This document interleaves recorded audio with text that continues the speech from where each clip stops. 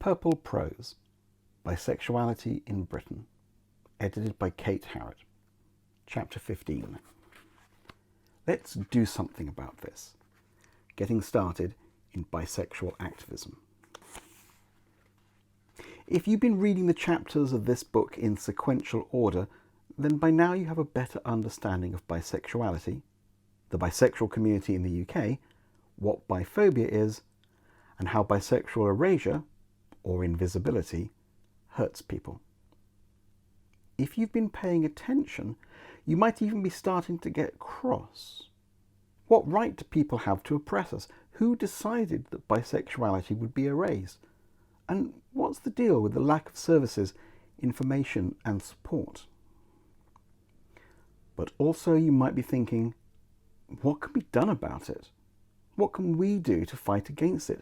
How can we raise bisexual people's voices so that we are heard above the deafening background hiss of our heteronormative society?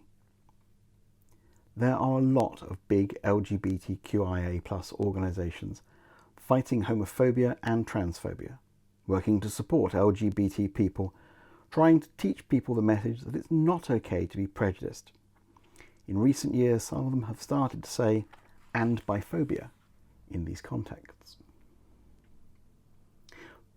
But not all of them really understand biphobia all that well. Not all of them notice that they don't notice that their message is being shaped only by homosexual and trans people, don't notice or don't care that they're not representing bisexuals. People use gay as an umbrella without irony, not realising that abbreviating a list down to the first item is like describing a group of apples, potatoes, mangoes and limes as apples. This is why we need activists. Because thanks to institutional bisexual erasure, no one's suddenly going to clap a hand to their foreheads and say, silly me, guess who I've missed out, without an awful lot of prodding. The most common thing I hear people say, gay or straight, when I'm talking about bisexuality is, oh yeah, that makes sense. I guess I hadn't really thought about it. They really don't think about it. We're all trained by society not to. It can be like owning magical glasses that no one else has. While a lot of bisexual people notice their own erasure, many remain seething balls of rage and don't feel they're allowed to do anything about it. We read articles online that refer to LGBT people as gays, or talk about the homophobia that LGBT people face. We roll our eyes when the bisexual TV character is a murderer or weird. We sigh when the panellists at an LGBT event are feted for being inclusive of lesbian and trans people because we've noticed they haven't included any bisexual speakers. The barrier to doing something about it puts a lot of people off when they think about activism. But the truth is, the barrier to getting something done is so low that many times it's possible to clear the hurdle without noticing you've done it.